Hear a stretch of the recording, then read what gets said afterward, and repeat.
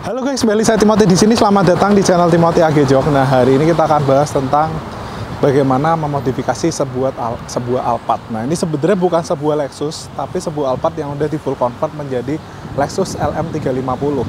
Dan ini sebenarnya adalah Alphard AGH 30. Nah, kita akan bahas tentang kelemahan dan kelebihan juga dari mobil ini dibanding dengan mobil ini tipe lain, kayak misal Alphard yang hybrid atau juga dengan Lexus yang hybrid. Kita akan bahas mendalam di video ini guys.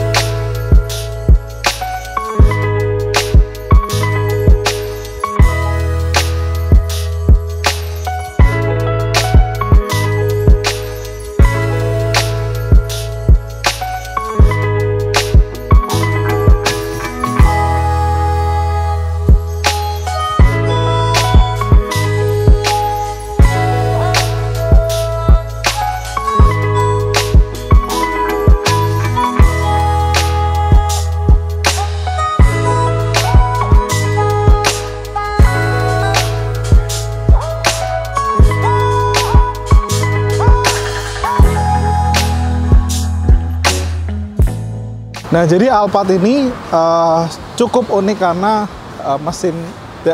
karena Alphard ini dia adalah satu-satunya Alphard yang udah double wishbone depan belakang. Nah, jadi kalau misal di Alphard sebelumnya itu di bagian depan dia double wishbone atau multilink, belakangnya dia masih torsion beam. Jadi Alphard yang generasi ini itu bantingan di bagian belakang bener-bener nyaman banget karena di bagian belakang dia udah multilink dan double wishbone guys. Jadi bantingan belakang itu ketika jalan jelek dia tetap anteng, tetap nyaman, dan sangat berbeda dibandingkan dengan Alphard yang ANH 10 atau Alphard yang ANH 20.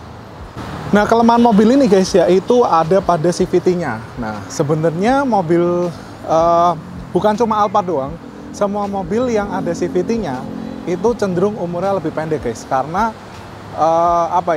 memang untuk CVT itu maintenance-nya lebih ekstra karena per 20.000 sekali, 30.000 km sekali dia harus di flush CVT oilnya. Even teman saya ada yang pakai Alphard yang transformer ini, itu dia udah 200.000 udah ganti oli CVT, flushing oli CVT setiap 30.000 km, udah nyobain oli-olinya Toyota, udah nyoba olinya PTT, AMSOIL, segala macam, tetap aja di 200.000 km CVT-nya udah mulai bermasalah. Permasalahannya biasanya ketika mesinnya panas, itu CVT-nya mendengung. Lalu ketika mulai maju mundur, ngejeduk. Nah itu tapi memang udah menjadi ciri khas daripada permasalahan Alphard. Semua Alphard yang udah CVT guys, kecuali Alphard 3,5 guys, itu yang V6, itu dia menggunakan kalau nggak salah 6 speed torque converter, itu dia jauh lebih awet, tenaganya juga jauh lebih gede, cuma ya memang lebih boros guys. Dan juga beda banget sama karakternya e-CVT-nya Alphard hybrid, itu jauh lebih halus, lebih bertenaga, dan lebih low maintenance gitu guys dibanding dengan CVT konvensional di Alphard yang menggunakan mesin NA 2500 2R itu guys. Nah, jadi kalau kalian tuh penyuka Alphard, biasanya kalau kalian pakai Alphard yang ANH 20 itu sering banget terjadi problem di balancer shaft-nya guys, karena balancer shaft-nya itu menggunakan bahan dasar yang menggunakan plastik. Sedangkan di mobil ini itu udah no issue lagi. Jadi kalau misal kalian mobil ini, paling yang perlu kalian perhatikan adalah, atau kalian lagi ngebeli mobil ini di dalam kondisi bekas, adalah interior part yang pertama. Yang kedua, yang perlu kalian perhatikan adalah kesehatan daripada CVT-nya. Karena kalau untuk Alphard, ya memang CVT sendiri harganya pasti nggak murah ya guys. Kalau misal kalian beli di Toyota, satu set transmisi CVT Alphard ini harganya sekitar 100 jutaan, belum termasuk pasang. Kalau kalian bawa ke bengkel-bengkel aftermarket, biasanya sekitar 30 sampai 35 jutaan. Ya, tapi Matic kalian jadi baru lagi, guys. Nah, untuk Alphard sendiri itu kalian bisa modifikasi bodinya menjadi Lexus seperti ini. Nah, memang untuk berubah facelift menjadi Lexus seperti ini itu lumayan banyak yang dirubah. Jadi kayak di bagian velg, lalu bumper depan, bumper belakang, list kaca, itu kalian mesti rubah semua. Dan ini adanya Thule bikin Alphard ini siap diajak touring ke luar kota ya, guys. Jadi ini much more better dibanding sebenarnya kalau kalian pasang roof box seperti ini, itu nggak harus branded, guys. Yang penting roof box, guys. Jangan pakai terpal ya, guys. Nah, ini adalah interior sebuah ini Alphard atau Velfire. Kayaknya sih Velfire karena udah full black. Nah, jadi ketika kalian membeli sebuah Alphard, itu kalian sebenarnya bisa memodifikasi cukup ekstrim di bagian interiornya. Karena dia interior terutama di baris kedua itu bener-bener gede banget, guys. Dibanding dengan mobil-mobil lain, dia jauh lebih gede. Lebarnya aja kan bisa lihat tuh dari sini ke sini itu bisa berapa meter sendiri, guys. Dan jarak rodanya juga yang dari depan ke belakang itu lumayan jauh. Jadi di bagian belakang itu joknya kalian bisa mentokin ke belakang tanpa kena ke rumah roda atau kena ke fender, plastik fendernya, guys. Nah, kita bahas tentang kelemahan Alphard juga. Bawaan dari lahir itu adalah filter AC, guys. Jadi kalau kalian punya, ini buka dikit ya, cuma nggak kelihatan deh ini. Jadi kalau kalian punya Alphard, itu filter AC-nya aslinya itu karbon, guys. Ya memang dia lebih sehat. Jadi dia menyaring nggak cuma debu tapi juga menyaring virus. Karena dia part aslinya udah menggunakan karbon.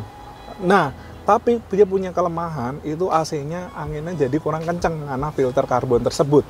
Kalau misal kalian pengen AC-nya, hembusan AC-nya itu jadi lebih kenceng, itu kalian bisa ganti ke filter udaranya Fortuner atau filter udaranya Innova, itu PNP ke Alphard ini yang serat kapas biasa, guys, bukan yang karbon. Itu bakalan bikin jauh lebih kenceng hembusan AC kalian ketika kalian duduk di Alphard ini, guys. Nah, jadi Alphard ini itu juga udah di-convert full di bagian setirnya juga, lalu di bagian jok tengahnya udah di-convert menjadi ala-ala Lexus. Cuma hal yang saya nggak suka daripada Alphard atau Lexus ini ya, guys, itu adalah cruise control yang masih di sini, guys. Itu menurut saya agak susah dipakainya.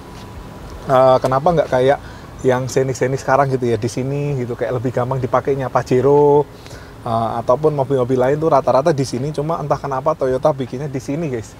Itu lumayan susah dipakai.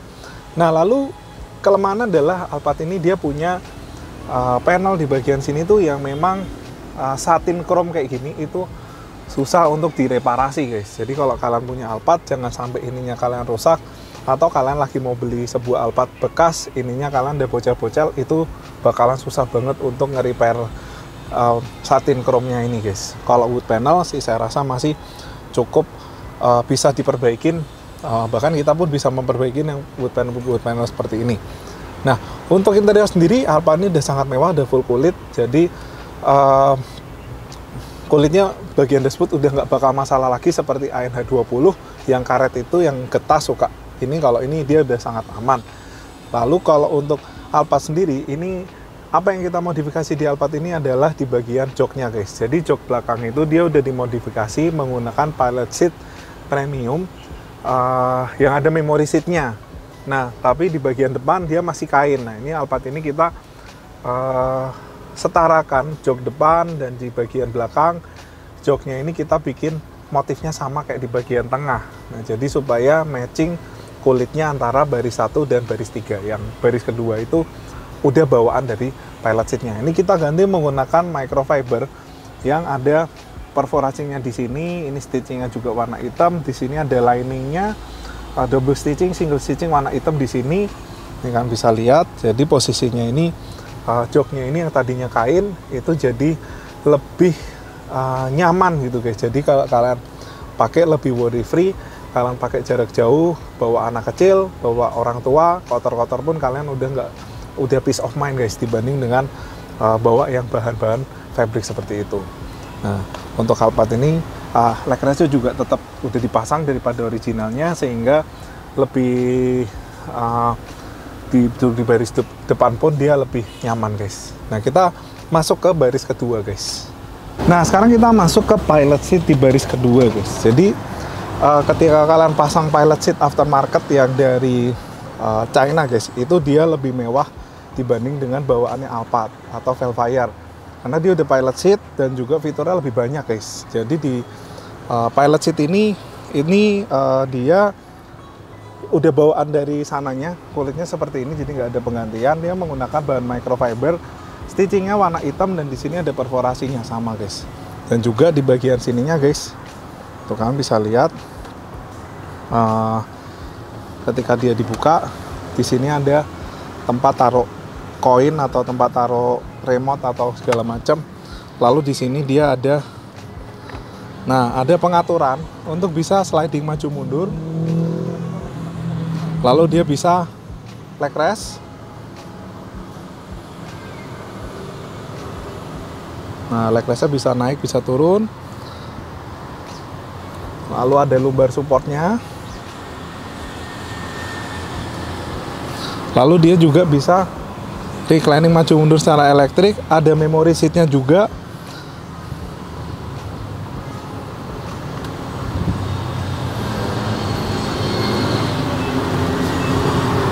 Nah, dia ada memory seatnya. Jadi ketika kalian dan ketika masuk ke baris kedua pun dia masih cukup lebar seperti itu. Nah, ini kulitnya kulit original, ini bukan bikinan kita. Jadi kita hanya bikin di bagian baris depan dan baris belakang aja guys, supaya motifnya sama seperti ini. Nah, budgetnya berapa untuk modifikasi seperti ini? Untuk pilot seperti ini mungkin di sekitar 60 jutaan. Lalu di bagian depan ini itu